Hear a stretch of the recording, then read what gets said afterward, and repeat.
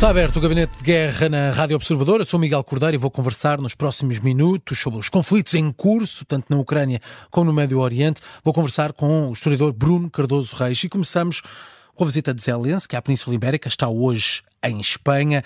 Para amanhã há uma visita a Portugal, mas hoje, Bruno, já foi assinado um acordo bilateral entre Ucrânia e Espanha. 1.100 milhões de euros de apoio militar. O que nos diz este acordo e a posição de Espanha também com o envio de mísseis, o envio de carros de guerra? O que diz este acordo que Pedro Sánchez descreve como histórico? Sim, boa tarde. Realmente é um acordo histórico, no sentido que é o maior programa de ajuda a um Estado terceiro, de ajuda militar da história de Espanha. Portanto, é realmente nesse sentido um acordo histórico.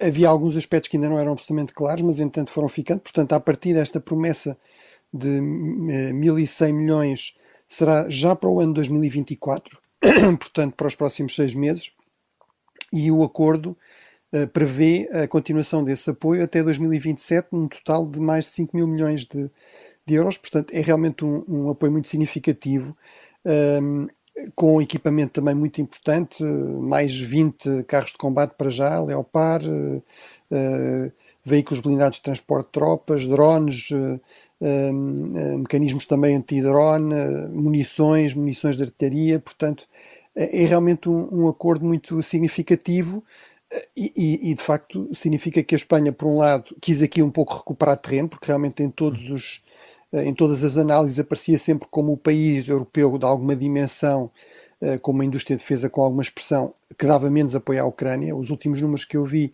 davam, por exemplo, a Itália com 1.000 milhões, a Espanha com 300 milhões, portanto, realmente era um valor baixo, e, portanto, houve aqui essa mudança em linha com aquilo que Sánchez disse, explicou. Parece-me que aí temos de acreditar nele, ou seja, esta ideia de um compromisso com a defesa do direito internacional, da Carta das Nações Unidas, no fundo, fazer pagar a uma potência agressiva, imperialista, expansionista, o preço dessa agressão, e também passar esta mensagem muito importante que a Europa não vai deixar cair a Ucrânia, que a Europa percebe que para defender a paz e a liberdade no resto da Europa a Ucrânia é fundamental travar esta Rússia muito agressiva de Putin, e que mesmo países mais afastados, digamos, da linha da frente, como é o caso da Espanha, estão cientes dessa realidade, da importância do papel crucial que a Ucrânia está aqui a ter e, portanto, que estarão dispostos a continuar esse apoio a prazo,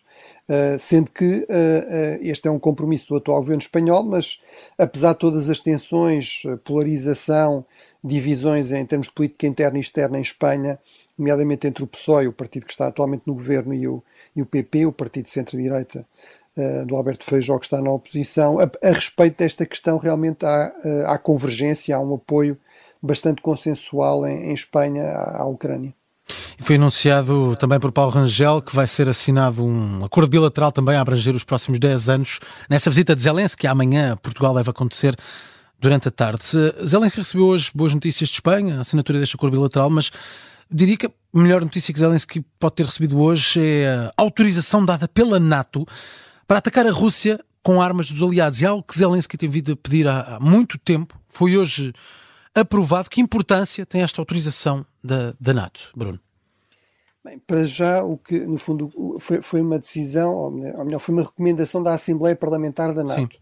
É um órgão bastante importante, mas não é um órgão, digamos, cujas decisões sejam vinculativas. No fundo, é um órgão consultivo. Reúne deputados geralmente ligados às áreas da defesa, às comissões de defesa dos países membros, e, portanto, são deputados, por regra, bastante influentes e comissões com bastante influência. Portugal talvez até é daqueles em que essa Comissão da Defesa tem menos peso, mas no Congresso americano, no Parlamento britânico ou francês, são comissões muito prestigiadas e com muito peso, e, portanto, eu acho que é relevante, mas ainda não é a decisão definitiva e, sobretudo, no fundo, temos aqui uma questão que é, vários desses países já autorizaram isso, ou seja, a Grã-Bretanha é um exemplo, ou a Polónia, mas, por exemplo, os Estados Unidos, e sobretudo os Estados Unidos, ainda não autorizaram. A administração americana, a presidência, ainda não deu esse passo, Parece-me haver aqui uma pressão crescente e esta decisão é mais um passo, é mais uma forma de pressão importante e, portanto, há especulação até nos órgãos de comunicação geralmente bem informados nos Estados Unidos que poderá estar iminente uma mudança dessa posição americana, mas essa é que era realmente a decisão fundamental, ou seja, tinha de ser aqui o presidente Biden realmente a dar esse passo, porque sabemos que é sobretudo o equipamento militar americano que aqui fará a diferença, que tem essa capacidade não utilizada e, portanto, e para isso aí, de facto, não há substituto para a decisão da administração americana, do presidente Biden.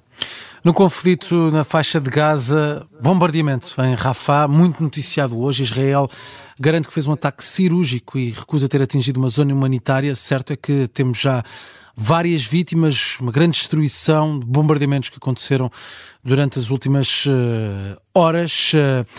O que é que já sabemos deste incidente, no meio de todas as informações que têm surgido dos dois lados do conflito? Bem, sabemos que foi uma retaliação em relação a um ataque com foguetes contra a principal cidade de Israel por parte do Hamas. Esse ataque não teve consequências porque sabemos que Israel tem um sistema de defesa antiaérea bastante eficaz.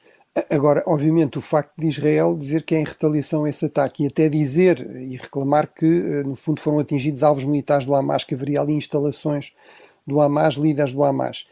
Isso não permite tudo, não é? Portanto, tem de se ponderar sempre qual é a possibilidade de causar mortes civis. Israel diz que verificou a zona, que tinha informações nesse sentido, mas claramente isso falhou e, aliás, tanto falhou que o próprio primeiro-ministro Netanyahu, que não é propriamente, digamos, uma pomba, veio reconhecer que houve aqui um erro.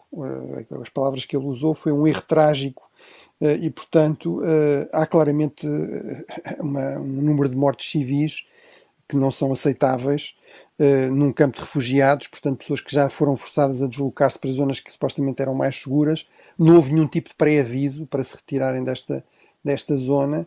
E, portanto, realmente Israel está aqui não só a cometer aparentemente um crime de guerra, mas eu diria algo ainda pior, que é cometer um erro político e estratégico grave, ou seja, numa situação em que Israel já está sob uma pressão internacional enorme, em que há sinais crescentes de impaciência da parte de uma série de aliados que são democracias ocidentais, que prezam muito o direito, a questão da proteção dos civis, etc. No fundo, fazer ataques deste tipo é não só, repito, um crime de guerra, mas um erro até do ponto de vista dos próprios interesses de Israel. Portanto, espero que realmente isto não se repita. Aparentemente também está a ser anunciado que haverá uma investigação sobre o que é que correu mal, uma investigação das próprias Forças Armadas israelitas, portanto vamos ver se isso também avança e o que é que daí sai. E falavas desse apoio internacional que pode ser dado a Netanyahu e a Israel. Hoje Josep Borrell já deixou algumas acusações, ele é o representante da diplomacia da União Europeia, dos ministros dos negócios estrangeiros da União Europeia, e Josep Borrell acusa Israel e o Hamas de estarem a ignorar o Tribunal Internacional de Justiça e de continuarem a cometer crimes de guerra. Sim, isso parece, a questão de ignorar o tribunal parece bastante evidente, a questão dos crimes de guerra também, infelizmente sim, ou seja, temos o Hamas liberadamente a visar alvos civis, a manter os reféns em condições terríveis. O Hamas terá, aliás, utilizado este ataque como pretexto para dizer que não continua com as negociações para um cessar-fogo. Portanto, mas sim, é bastante evidente, ou seja, nesta decisão, nomeadamente o Tribunal da Haia, diz a Israel que não pode continuar com estes ataques em Rafah, e eu diria, se as informações israelitas, se a capacidade de ação militar israelita é tão má como a que foi revelada neste ataque, realmente parece evidente que não será de continuar, não é? Porque os efeitos são terríveis, não só para a população civil, mas para os próprios interesses de Israel. E Israel claramente não está a respeitar isso. Por outro lado, nessa mesma decisão, volta-se a exigir a libertação incondicional dos reféns, a captura de reféns, manter reféns, sejam civis ou até militares, em condições péssimas, com sinais de tortura, etc., de violência sexual, etc., tudo isso são também crimes de guerra e o Hamas continua também a cometê-los. Entretanto, hoje Paulo Rangel, o ministro dos Negócios Estrangeiros português, anunciou que Portugal quer um apoio sistemático à autoridade palestiniana. Disse que Portugal, Grécia e Dinamarca apresentaram uma proposta para que se faça um apoio sistemático ao novo governo palestiniano, do primeiro-ministro Mohamed Mustafa, no sentido de reforçar a capacidade institucional e de lançamento de reformas que potenciem a afirmação de um Estado palestiniano no futuro, dizendo até que Portugal tem assumido aqui um papel de mediação em todo este processo. Como vês, Bruno, este plano aqui apresentado por Paulo Rangel? Parece uma excelente iniciativa e também no momento certo, ou seja, parece-me que é muito mais importante do que fazer declarações grandiloquentes de reconhecimento de um Estado que não existe de facto, que não é de facto independente, infelizmente, diria eu, mas a verdade é essa, a Palestina não é realmente um Estado soberano e independente, todo o problema é esse, aliás, e de par temos um problema bastante sério com a autoridade palestiniana, que precisa de reformas urgentes, mas também precisa de meios, e seria do interesse, desde logo, dos civis palestinianos, mas eu diria até de Israel e da região, que realmente houvesse aqui um interlocutor palestiniano que não fosse o Hamas, que desse garantias de algum tipo de compromisso com o processo de paz e que pudesse, por exemplo, assumir aqui a tarefa pesadíssima que será a reconstrução de Gaza, a administração de Gaza, e, portanto, tudo o que seja ajudar nesse sentido parece-me ser a mensagem certa. E, aliás, é preciso aqui destacar isso, também em função do que se ouve muitas vezes, os serviços públicos que existem na Palestina, as escolas, os hospitais, grande parte desses serviços públicos são realmente garantidos através de ajuda europeia, através de financiamento europeu. Se não fosse a Europa a fazer isso, as condições de vida dos palestinianos, quer na Cisjordânia, quer em Gaza, seriam muitíssimo piores e, portanto, há muitos países a fazerem grandes declarações, com uma grande retórica de solidariedade, mas depois quando se trata de pagar realmente para dar o mínimo de condições aos civis palestinianos, em grande parte são os países europeus, os países ocidentais, a assumir essa despesa. Análise de Bruno Cardoso Reis neste Gabinete de Guerra.